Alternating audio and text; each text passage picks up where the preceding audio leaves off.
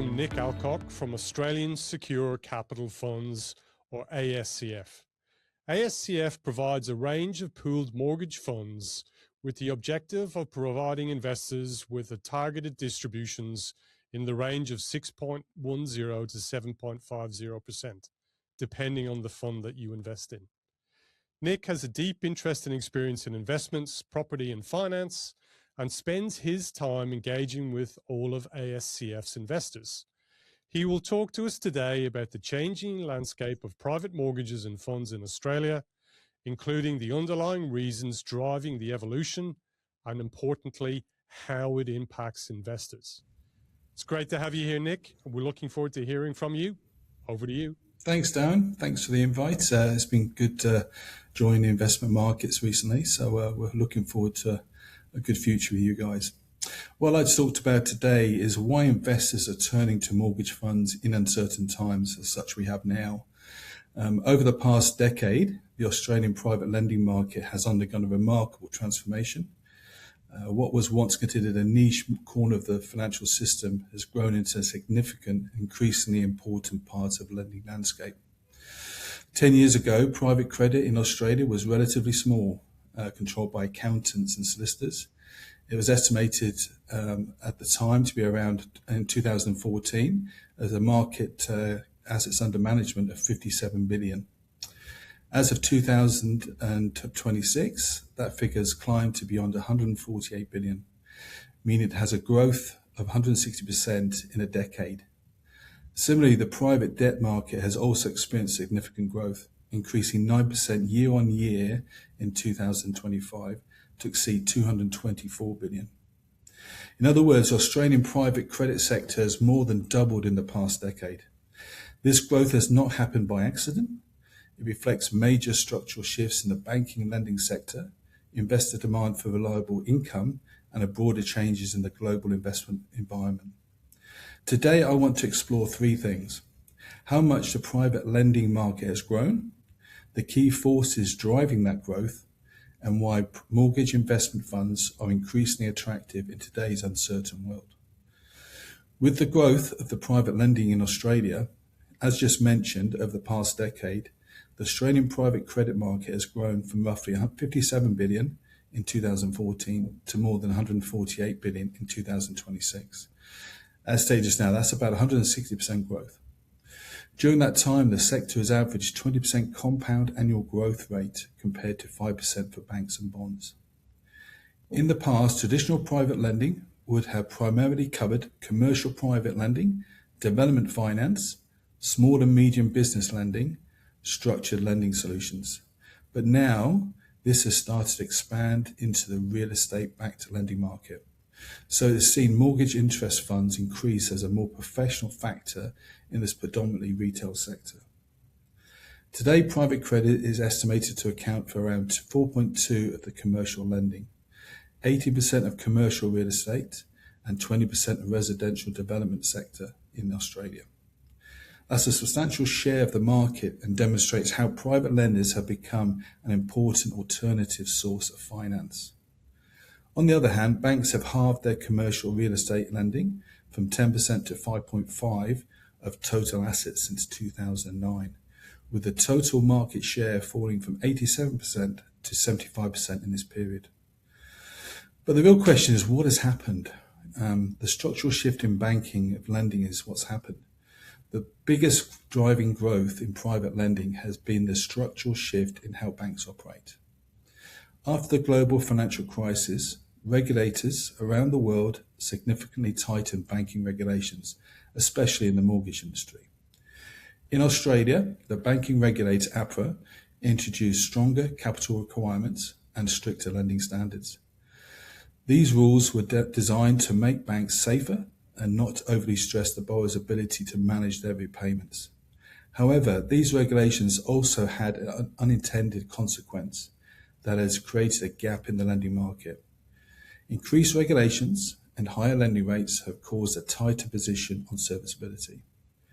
Since October 2021, when it was last increased, APRA has maintained the mortgage serviceability buffer of around 3% in Australia.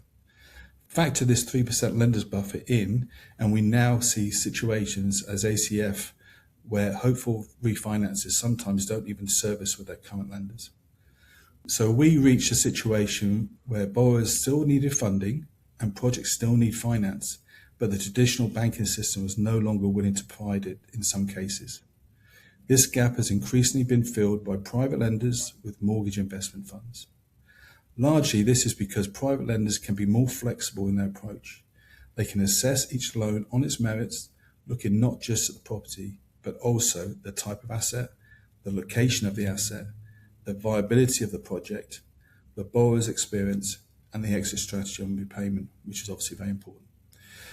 This ability to assess loans more holistically has allowed private lenders to step in where banks cannot, servicing borrowers where banks refuse to.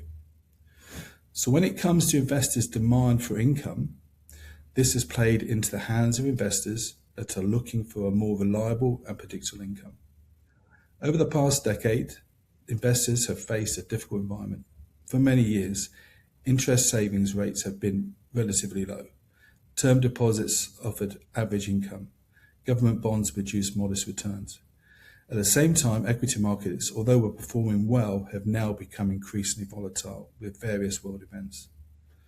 Investors looking for consistent income streams are increasingly searching for alternatives.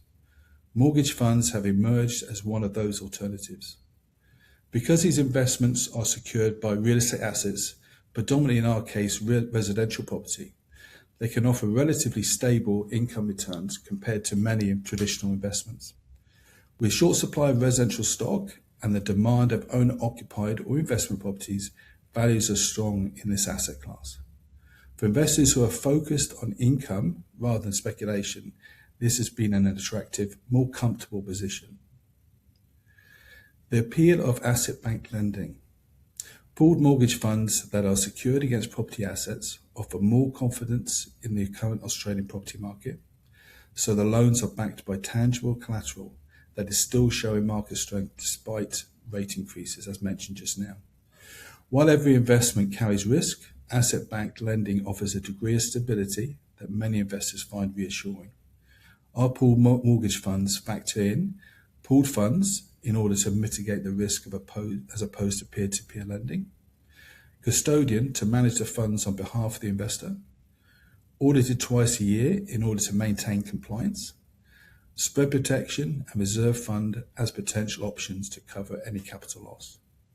This approach means we start from a well-managed basis on which to invest with more confidence. For investors who are concerned about volatility in the equity markets, this type of lending can provide a more predictable pathway, one that provides their funds growing and staying above inflationary rates. Global uncertainty and the current investment environment. Of course, no one can predict the future global markets, but with current recent events, uncertainty is increasing. Investors have begun to look for investment opportunities that offer more comfort from being less exposed to daily market fluctuations. As we know, equities can move dramatically based on sentiment and global events, but private lending is less affected by these global markets.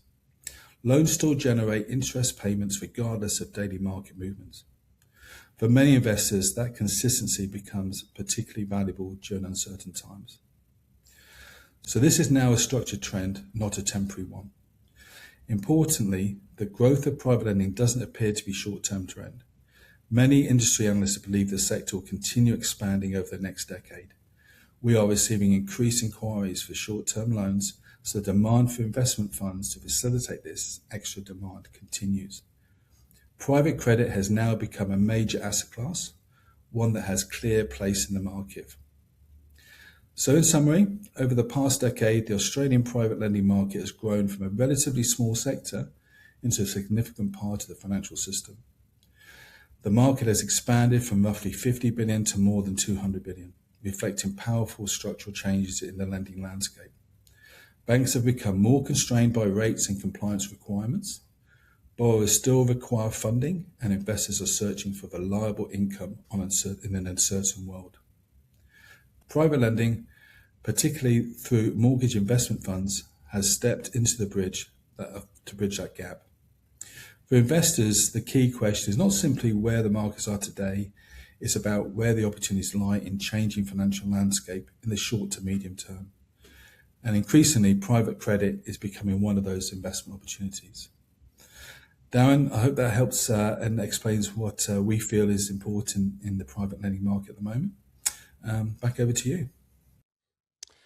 Thanks, Nick. The growth in the market has certainly been steep and quick and compounded, as you pointed out, quite extensively over the last couple of years. Where do you see where do you see all of this going? What is the future of private lending? What's going to happen in the next few years? Well, we think it's just going to, as mentioned before, it's just going to carry on growing. It's just a strong sector. Especially, we don't know what is going to happen with the short-term equity markets, but we're already getting quite an extra demand for investments. People moving from equity markets to this type of pooled fund. They generally want the confidence that we can hopefully offer them. Nick, what is ASCF doing to stand out in this market? How are you helping investors? It's a competitive market. There are lots of people competing for the loans and competing for investors. What are you doing? Well, I think from day one we've set ourselves as a lender and investor that offers a level of professionalism that sets us apart from others.